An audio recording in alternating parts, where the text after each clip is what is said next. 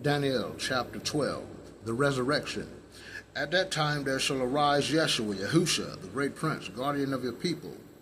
It shall be a time unsurpassed in distress, since the nation began until that time. At that time your people shall escape, everyone who is found written in the book. Many of those who sleep in the dust of the earth shall awaken, some to everlasting life, others to reproach and everlasting disgrace. But those with insight shall shine brightly, like the splendor of the firmament, and those who lead the many to justice shall be like the stars forever. As for you, Daniel, keep secret the message, and seal the book until the end time. Many shall wander aimlessly, and evil shall increase. I, Daniel, looked and saw two others, one standing on either bank of the river. One of them said to the man clothed in linen, who was upstream, how long shall it be to the end of these appalling things? The man clothed in linen was upstream, lifted up his hands to heaven, and I heard him swear by him who lived forever and ever, that it should be for a time, 2 times and a half a time, and that when the power of the destroyer of the holy people was brought to an end, all these things should end. I heard, but I did not understand, so I asked my Lord, my Father, Father, what follows this? So go, Daniel, he said, because the words are to be kept secret and sealed until the end time. Many shall be refined, purified, and tested, but the wicked shall prove wicked. The wicked shall have no understanding, but those with insight shall. From that time, when that the daily sacrifice is abolished and the desolating abomination is set up, there shall be 1,290 days. Blessed are they who have patience and persevere for the 1,335 days. Go, take your rest, and you shall rise for your reward at the end of days. The appendix, Susanna, Baal and the Dragon, chapter 13. Susanna. In Babylon there lived a man named Joachim, who married a very beautiful and God-fearing woman, Susanna, the daughter of Hilkiah. Her parents were righteous and had trained their daughter according to the law of Musa. Joachim was very rich, and he had a garden near his house. Jews had recourse to him often because he was the most respected of them all. That year, 2 elders of the people who were appointed judges, of whom the father said, lawlessness has come out of Babylon, that is, from the elders who were to govern the people as judges. These men, to whom all brought their cases, frequented the house of Joachim. When the people left at noon, Susanna used to enter her husband's garden for a walk. When the elders saw her enter that day, every day, for her walk, they began to lust for her. They perverted their thinking. They would not allow their eyes to look to heaven, and did not keep in mind the judgments. Though both were enamored of her, they did not tell each other their trouble, for they were ashamed to reveal their lustful desire to her. Day by day they watched her eagerly for her. One day they said to each other, let us be off far from home. It is time for a noon meal. So they went their separate ways, but both turned back and arrived at the same spot. When they asked each other the reason, they admitted their lust, and then they agreed to look for an occasion when they could find her alone. One day, while they were waiting for the right moment, she entered as usual, with 2 maids only, wanting to bathe in the garden. For the weather was warm. Nobody else was there except the 2 elders who had hidden themselves and were watching her. Bring me oil and soap, she said to the maids, and shut the garden gates while I bathe. They did as she said. They shut the garden gates and left by the side gate to fetch what she had ordered, unaware that the elders were hidden inside. As soon as the maids had left, the 2 old men got up and ran to her. Look, they said, the garden doors are shut, no one can see us, and we want you. So give in to our desire and lie with us. If you refuse, we will testify against you that a young man was here with you, and that is why you sent your maids away. I am completely trapped, Susanna groaned. If I yield, it will be my death. If I refuse, I cannot escape your power. Yet it is better for me to do it and fall into your power than to sin before the Father. So Susanna screamed, and the 2 old men also shouted at her. As one of them ran to open the garden gates, when the people in the house heard the cries from the garden, they rushed in by the side gate to see what had happened to her. At the accusations of the old men, the servants felt very much ashamed, for never had any such thing been said about Susanna. When the people came to her husband, Joachim, the next day, the 2 wicked old men also came, full of lawless intent to put Susanna to death. Before the people they ordered, send for Susanna, the daughter of Hilkiah, the wife of Joachim. When she was sent for, she came with her parents, children, and all her relatives. Susanna, very delicate and beautiful, was veiled. But those transgressors of the law ordered that she be exposed so as to sate themselves with her beauty. All her companions and the onlookers were weeping. In the midst of the people, the 2 old men rose up and laid their hands on her head. As she wept, she looked up to heaven, for she trusted in the Father wholeheartedly. The old men said, As we were walking in the garden alone, this woman entered with 2 servant girls, shut the garden gates, and sent the servant girl away. A young man who was hidden there came and lay with her. When we, in a corner of the garden, saw this lawlessness, we ran toward them. We saw them lying together, but the man we could not hold, because he was stronger than we. He opened the gates and ran off.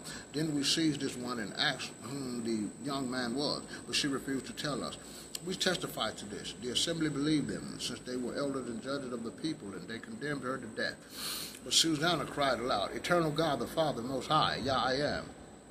You know what is hidden and are aware of all things before they come to be. You know that they have testified falsely against me. Here I am about to die, though I have done none of these things for which these men have condemned me. The Father heard her prayer. As she was being led to execution, the Father stirred up the Holy Spirit of a young boy named Daniel, and he cried aloud, I am innocent of this woman's blood. All the people turned and asked him, What are you saying? He stood in their midst and said, Are you such fools, the Israelites, to condemn a daughter of Israel without investigation, without clear evidence? Return to court, for they have testified falsely against her. And all the people returned in haste to Daniel. The elder said, Come, sit with us and inform us, since the Father has given you the prestige of old age. But he replied, Separate those 2 far from one another, and I will examine them. After they were separate from each other, he called one of them and said, How have you grown evil with age? Now you have your past sins come to term, passing unjust sentences, condemning the innocent and freeing the guilty, although the Father says, the innocent and the just you shall not put to death. Now then, if you are a witness, tell me under what tree you saw them together. Under a majestic tree, he answered. Your fine lie has cost you your head, said Daniel. For the angel of the Father has already received a sentence from the Father, and shall split you in 2. Putting him to one side, he ordered the other to be brought in. Offspring of Canaan, not Judah, Daniel said to him. Beauty has seduced you. Lust has perverted your heart. This is how you acted with the daughters of Israel, and in their fear they yielded to you. But the daughter of Judah did not tolerate your lawlessness. Now then, tell me under what tree you surprised them together. Under an oak, he said. Your fine lie has cost you also your head, said Daniel. For the angel of the Father waits with the sword to cut you in 2, so as to destroy you both. The whole assembly cried aloud, blessing the Father who saved those who hope in him. They rose up against the 2 old men, for by their own words Daniel had convicted them of bearing false witness. They condemned them by the fate they had planned for their neighbor, in accordance with the law of Musa, that they be put to death. Thus was innocent blood spared that day. Hilkiah and his wife praised the Father, and for their daughter Susanna, with Joachim her husband, and all their relatives, because she was found innocent of any shameful deed. And from that day onward, Daniel was greatly esteemed by the people. 14. Baal and the dragon. After King Astyages was gathered to his ancestor Cyrus the Persian succeeded to his kingdom. Daniel was a companion of the king and was held in higher honor than any of the friends of the king. The Babylonians and an idol called Bel, and every day they provided for it 6 bushels of fine flour, 40 sheep, and 6 measures of wine. The king revered it and went every day to worship it. But Daniel worshipped only his God. And when the king asked him, Why do you not worship Baal? Daniel replied, Because I do not revere idols made with hands, but only the living God, Father, who made heaven and earth and his dominion over all flesh. The king continued, You do not think Baal is a living God? Do you not see how much he eats and drinks every day? Daniel began to laugh. Do not be deceived, O king, he said. It is only clay inside and bronze outside. It has never eaten or drunk anything. Enraged, the king called his priests and said to them, Unless you tell me what it is that consumes these provisions, you shall die. But if you can show that Baal consumed them, Daniel shall die for blaspheming Baal. Daniel said to the king, Let it be as you say. There were 70 priests of Baal, besides their wives and children. When the king went with Daniel into the temple of Baal, the priest of Baal said, See, we're going to leave. You, O king, set out the food and prepare the wine. Then shut the door and seal it with your ring.